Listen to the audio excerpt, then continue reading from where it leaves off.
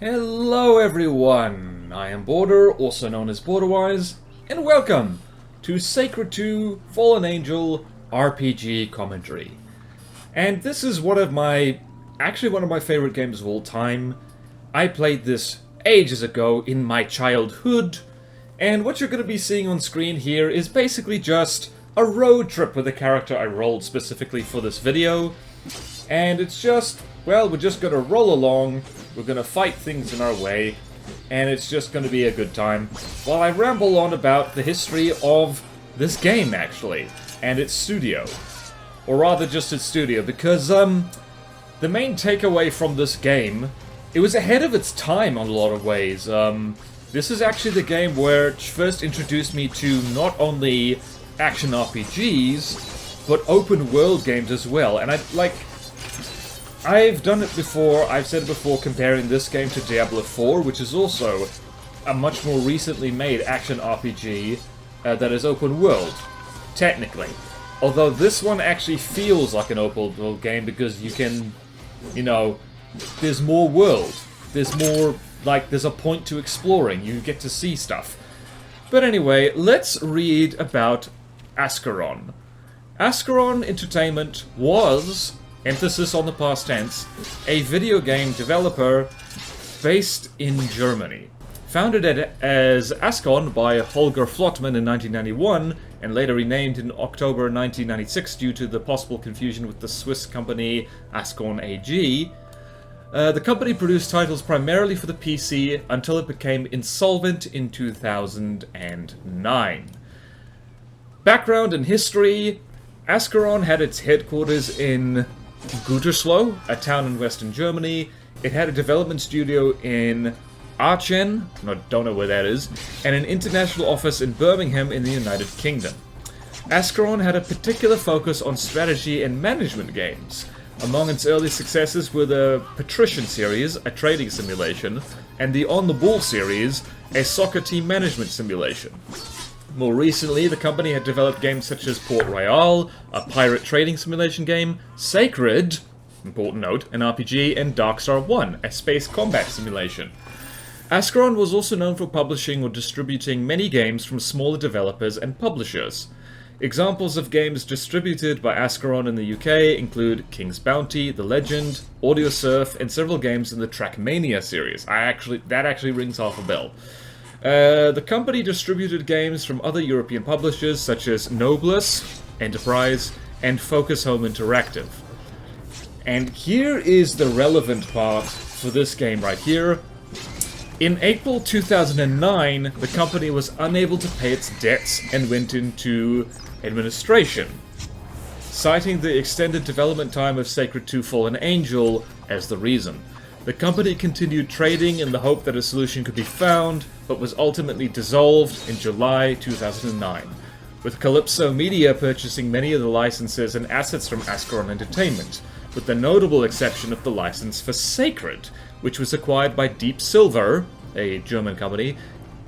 Gaming Mind Studios was then launched by Kalypso and former Ascaron employees. 15 former Ascaron developers joined the Gaming Mind Studios. I'm going to open that in a new tab just to read that. As of April 2010, Ascaron UK was still in operation, acting as a distributor for other publishers. Customers include Paradox Interactive. And here is a list of games. And Sacred 2 Fallen Angel is the second from the last. World War I is the last game on the list. Presumably just, it was the thing that just, well, this game you're seeing right now, this open world RPG, killed a game studio, and it's never really sunk in before, when I first played it, just how much a game like this is, I know, it's a little bit, how do you explain it? It's a little bit, there's a term for this. A slang term, but a term. Crunchy, I guess? Not crunchy. I don't know. It's you can tell this game is old. This is over... It's what's 20 minus 4? This is 16 years old. It's aged very well in some ways. It's aged poorly in others. But it's still quite fun. I still recommend it. It's an underrated game. there are certain things about it that you absolutely... that are, like, really annoying. The fact that you can't respec your characters is, like, probably going to be a deal-breaker for a lot of people, but I tend to reroll characters a lot anyway, so... respecing always feels like cheating to me. I don't know, I'm weird like that. And, yeah, so, let's read up on Kalypso Media, because I haven't actually heard of them. Kalypso Media. Kalypso Media Group is a German video game developer and publisher, founded in 2006 in Worms, and that's the Worms? Oh no, it's a city, sorry. I thought it meant the video game series. The group includes 4 companies in Germany, the United Kingdom, and the United States, NS Studios, Realmforge Studios, Gaming Mind Studios, Claymore Game Studios, and 9 World Studios. Kalypso is best known for publishing Tropico, Sudden Strike, Dungeons, and Railway Empire. Let's see here. Let's look at the games here. Do any of them ring a bell? Sacred 3, by the way, is a thing we don't talk about. We don't talk about Sacred 3. Let's read about Sacred 3 a little bit. Don't play Sacred 3. If Sacred 3 is apparently like absolute garbage, like don't even bother. So let's go here. Where's it? So Sacred Citadel is a side-scrolling action brawler. I played that. It's not very good. Sacred 3. Who did this? Who's responsible for this?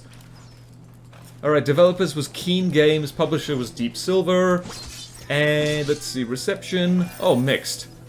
Yeah, because it wasn't the same thing at all. It's, it's a hack-and-slash brawler, not an open-world RPG, which is a crying shame. So, yeah, this is a classic case of a game that does so many things well, and so many things it could have done better. So it was just like... It's the kind of game I end up playing again and again, because you can feel it. You can feel how things could have been different and could have been better. By the way, what I'm playing with the community patch, which is like people recommended to me after other videos I put of this game up on me first channel. It's rather embarrassing that the one-off I did on Sacred 2 over on me other channel, it is over 1,000 views, and it's because it's got a scantily clad butt on it. Like, I think even one of the comments said, well, the clickbait got me, and I apologize for that. I'm not sure how to make this clickbaity. Probably just showing the character. This dark-skinned Seraphim lady, basically with her baps out. That's probably going to feature in the thumbnail. So yeah, it's, the thing about open-world games and open-world RPGs essentially, I have it on good authority, and I've said this before in other stuff I put on the internet, from my game developer sister, who has a degree in this kind of nonsense. This is literally the most time-consuming, most difficult, and most expensive kind of video game to make. And that makes sense that Ascaron was essentially killed by the development of this game. It's very sad, but, you know, that's how it goes. They tried something beautiful and ambitious, and it just, well, it crippled them, because the game didn't sell well enough to cover the costs of making it. And that's why, like, open-world RPGs, they're quite rare, actually. You don't see them. I'm not sure, like... I'm gonna look up, like, open world RPG. Open world type of video game design. Is there a list? Okay. Let's just Google it. List of open world RPGs. Category open world video games. Alright, so subcategories. Alright, so open world video games. There's a lot of them here, but how? Alright, following 200 pages are in this category out of approximately 751 total. Interesting. So, next page. Oh, there we go. Oh, interesting. Yeah, the Elder Scrolls Arena is on here. Interesting. Next page. Right, so RPGs specifically are not showing up here a lot. Wait a minute. There's a few of them. There's more than I expected. I'm not sure how many of these count as RPGs, though. Alright, so 751 entries on Wikipedia. Let's go... What's a very popular game genre? Let's go list of roguelikes. List of roguelikes.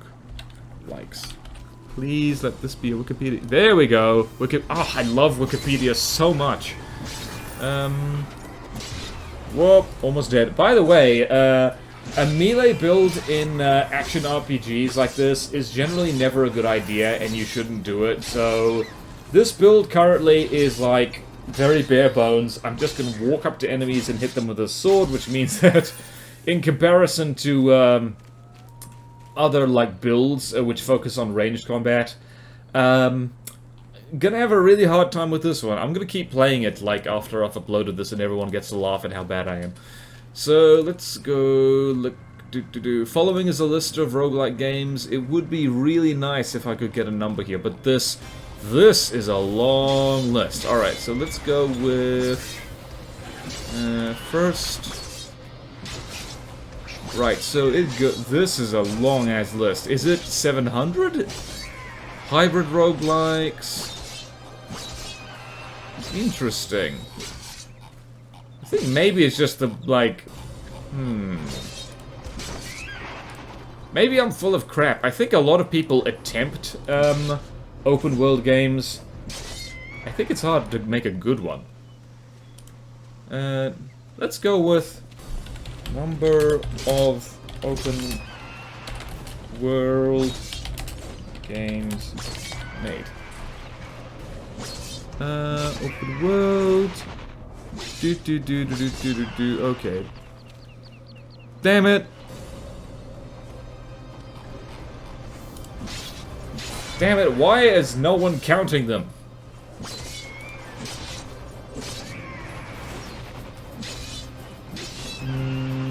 Let's go all open world games PC. Right. Alright, so the thing that shows up on Google, it like sources across the web. It has 42, so all roguelike. I'm going with roguelikes because a lot of like indie game studios and like first-time developers make roguelikes. All roguelikes on PC. Okay, 42 is just the number. Roguelike, Steam Curator. I'm not getting the... Damn it, why is research hard? You know what? Damn it. Boy. This commentary has gone to pieces. I thought I could research on the fly, but I cannot.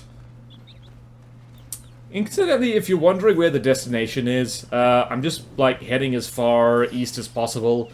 I wanted to make it to the desert in this, and this is where Sacred 2 actually holds up to the whole open world thing, is that the first area you start in, if you so choose, you can bugger off like to the desert, and I think you can walk straight down to like the swamp as well, maybe even like further around to like the, you know, the island section of the map. And this map is huge, and it genuinely feels big.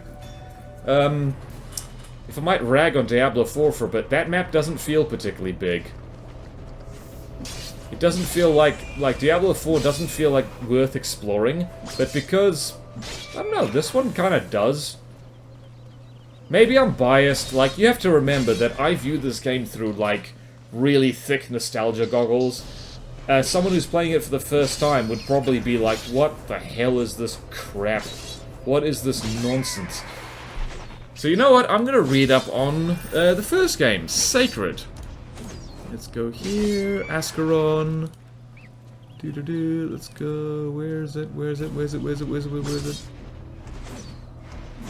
Sacred, 2000, that was only 2004? Just 4 years later, Sacred 2 came out, and killed the company. Alright, Sacred, which I've never played by the way, I'm tempted now, is a 2004 action role-playing game developed by the German company Ascaron, we've talked about them, and published by Take-Two Interactive. It is set on the magical continent of Ancaria, with characters of various races, Dark Elf, Vampiress, Dwarf, etc., each with their own missions. 2 expansion packs were released for the game in 2004 and 2005. You remember when games could, like, have expansion packs released in the same year? You know, before they got, like, were always online and networked and had gigabytes worth of graphical assets which slowed their development down to a crawl. Yes, I'm salty about that.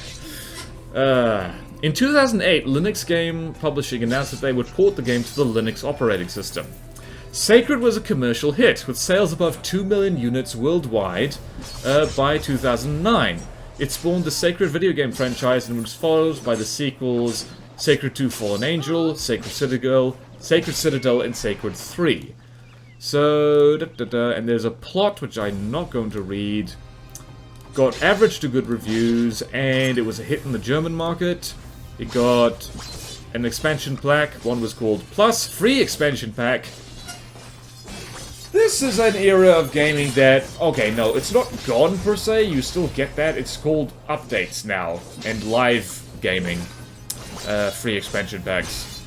Plus is a free expansion pack released in October 2004, adds 2 regions, monsters, quests, and items, and then Underworld adds 2 new characters, extends the story, and decently high scores. And Sacred Gold is a compilation released in August 2005. It contains the main game and the 2 expansions, and it has a spin-off novel series. Yay. You know what, while we're just hanging out here, how much time do we have left? Plenty.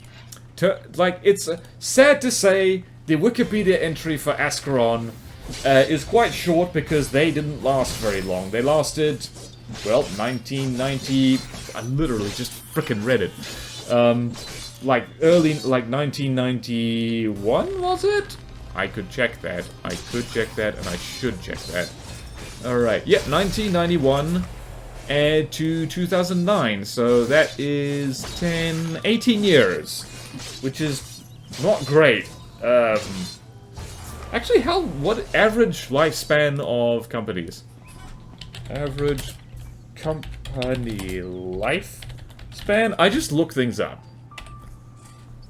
Oh. Ooh, interesting. It's gone down by a lot. Oh my goodness. Oh. A recent study by...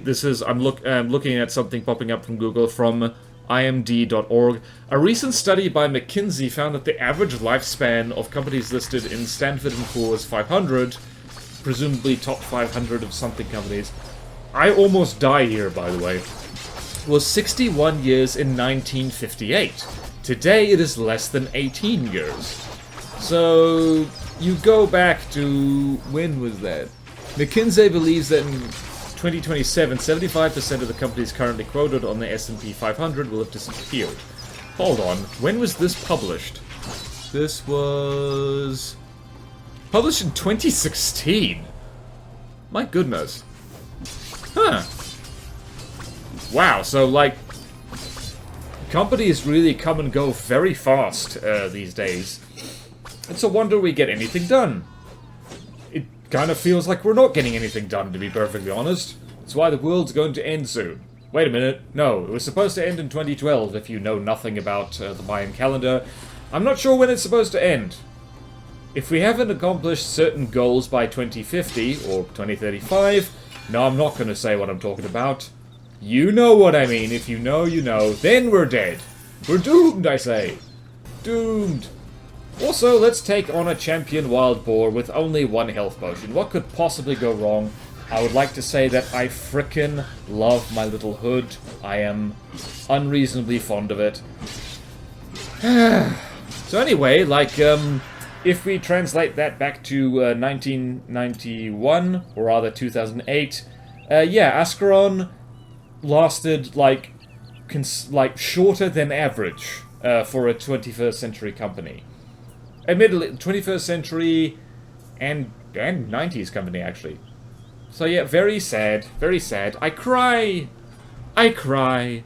We'll never get a proper sequel to Sacred 2. No, Sacred 3 doesn't count. Shut up. It's not an open world RPG. It's some other thing.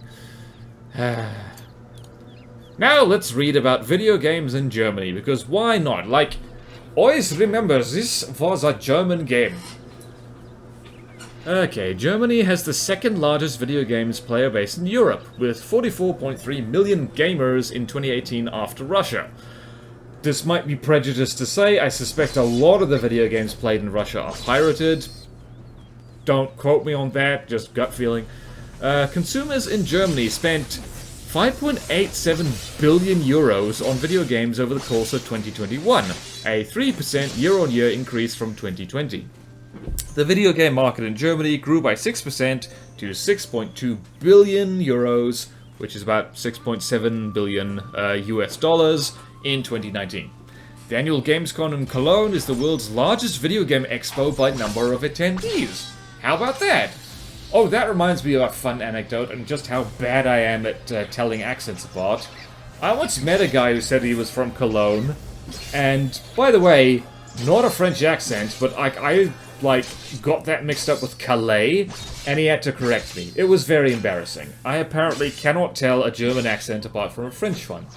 Which is why when I speak in a German accent, I actually should not be allowed to do that, and you should, you see, I am veering into French right now. I am veering into French right now, I cannot help it. What can I say? Germany and France are right next to each other, and I am down here in the South Pacific. They are very close to one another, judging from my perspective. I should stop doing that. Like, there goes my entire European audience. I think even the Dutch, the Belgians, the Spanish, you know, the friggin', like, the Scandinavian countries, I think they've all left in disgust from that accent. And if you haven't, thank you. I'm very grateful for your patience. Jeez. Did I mention I'm in New Zealand? That's what I mean by South Pacific. Also, technically, as far south in the Tasman Sea as you can get. Ah, boy. Abel Tasman was Dutch. That's not relevant, really. It's just like, that's why the Tasman is called the Tasman. Is some dude called Tasman friggin' went there and named it after himself. Because that's what you do. I mean, there's no one living in the Tasman, so they can't do the usual explorer thing of grabbing the nearest indigenous purposes and pointing to it and saying, what is that called? There's all kinds of fun anecdotes like that. Uh-oh. These skeletons are beating me up. It's almost like when you're below level 10, you really shouldn't be heading this far east in Sacred 2. I am chugging health potions like crazy. And I'm hitting people with my sword. That sound is so satisfying.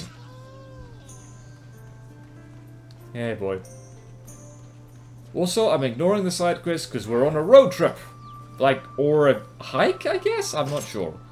Yay, I got new boots. Like, oh my god, I have new boots. Now, this is another accent that's going to alienate most of California, I guess.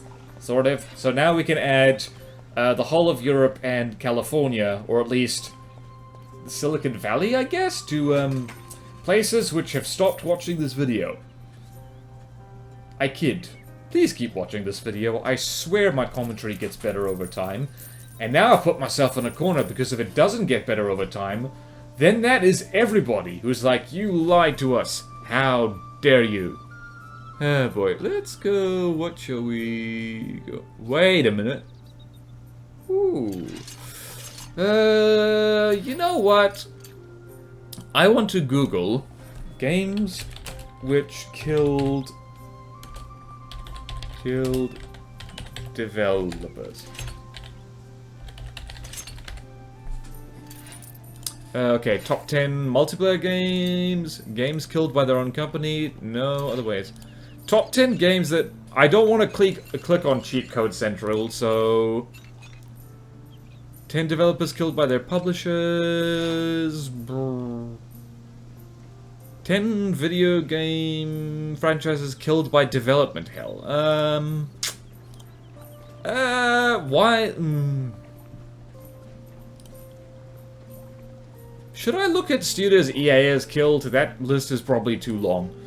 What can we look up? Let's, You know what I should do? Since we're looking at Seraphim, or rather that's the playable class right here, I'm going to Google Seraphim and read it out.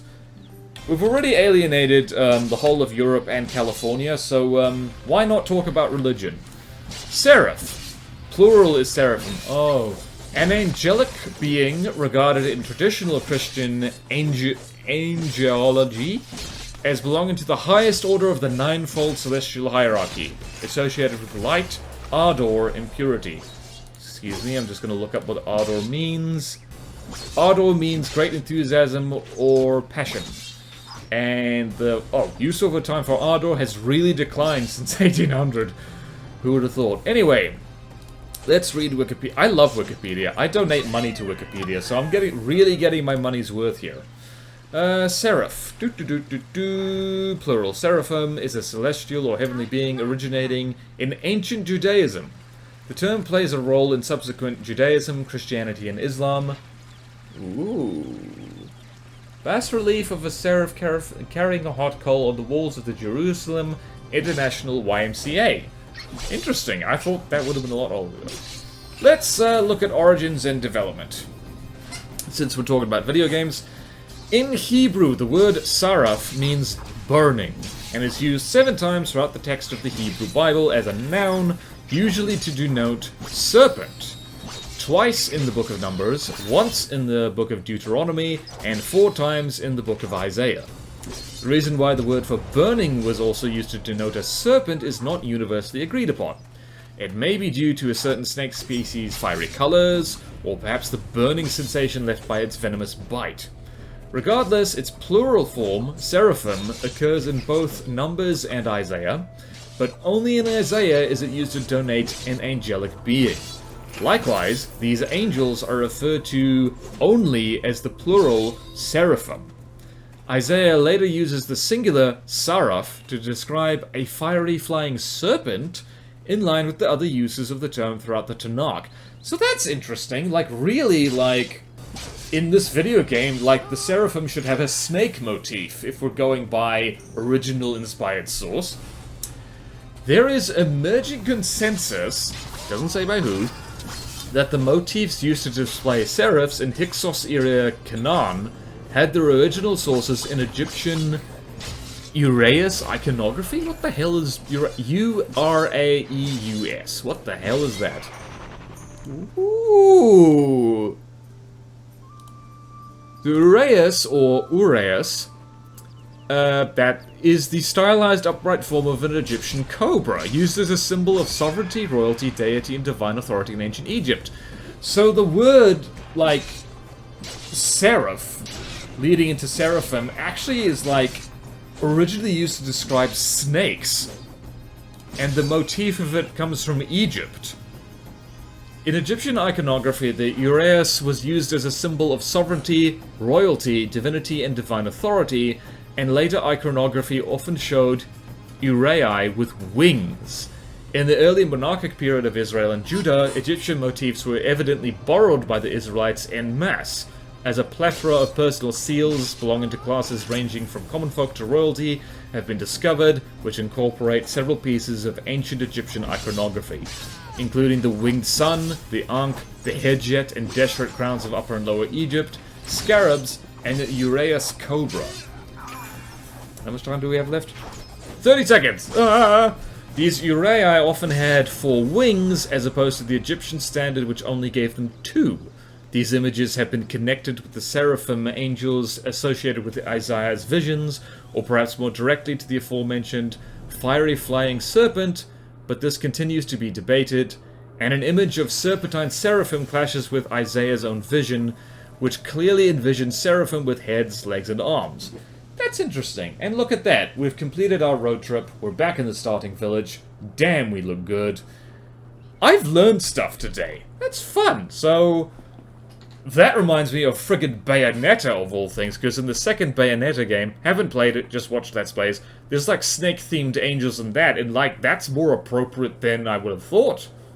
Holy cow, so we've learned a lot of things today. We've learned about how to kill a video game company, make them do an overambitious open-world RPG project, and we've learned that, like, there's actual historical connections between snake motifs and angels. Well, ancient Egyptian snake motifs and Hebrew angels. Kind of, sort of. The iconography, at least. So that was fun. Thank you all so much for watching. Please like and comment, subscribe if you want to, and I will see you in whatever game comes next. Suggestions are welcome. Farewell!